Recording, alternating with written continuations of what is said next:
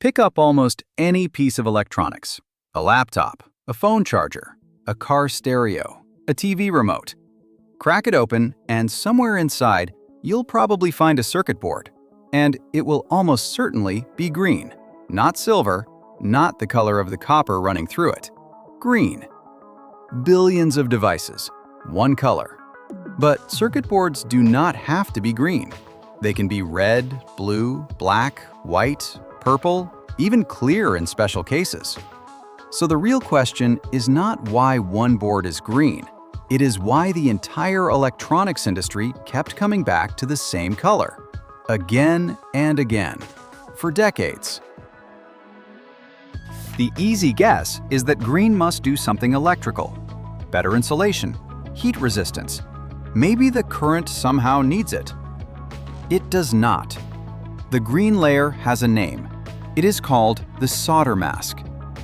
A circuit board is built around copper traces, tiny metal pathways that carry signals between the components.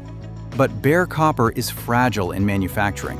It oxidizes, it gets contaminated, it can be scratched. And during soldering, melted metal can accidentally connect two points that were supposed to stay separate.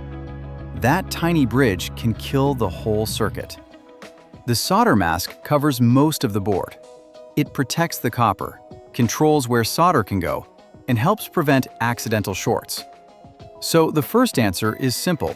The board is green because the protective skin over it is green. But that only explains what the green layer is. It does not explain why green became the default. A circuit board is not just something that has to work. It has to be inspected. Before components go on, after soldering, after assembly, before the device ships. And inspection is where green became valuable. Green gives strong contrast against copper, silver solder, dark components, and white printed markings. Tiny defects become easier to see. A missing solder joint, a solder bridge, a damaged trace, a misaligned part. A circuit board is a dense map of small decisions. If one detail is wrong, the whole product can fail. So green was not just a color, it was a background built for finding mistakes. And in electronics manufacturing, finding mistakes early prevents expensive failures later. There is also a historical layer.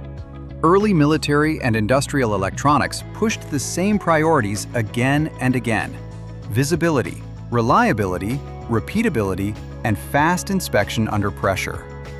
Appearance was not the point. The board had to be readable. The solder joints had to stand out. The markings had to be clear. The process had to work every time. Green solder mask fit that world extremely well. And as military and industrial buyers favored it at scale, the supply chain had every reason to keep following that path. That is how a practical color becomes a standard. Not because it is perfect, because it kept being chosen by the people who had the least tolerance for failure. But other colors do exist. Red boards, blue boards, white boards, black boards, especially in gaming hardware and premium electronics.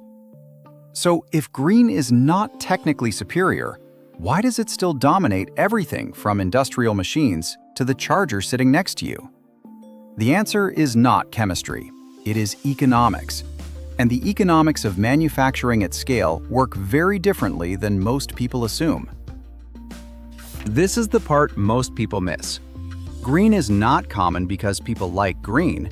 Green is common because common things get optimized. The more factories use it, the easier it is to source. The cheaper it becomes. The more familiar it is to inspectors. The more predictable it becomes across thousands of production decisions. And predictability is everything in manufacturing at scale. A black board may look cleaner in a product photo, but it can make fine details harder to inspect.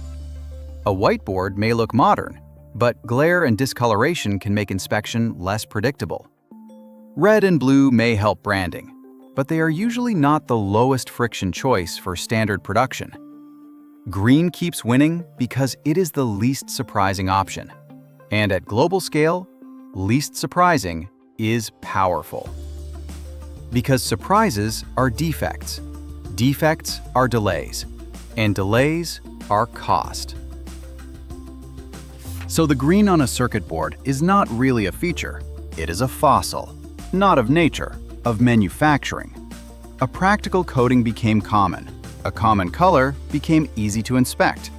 An easy-to-inspect color became cheap to produce.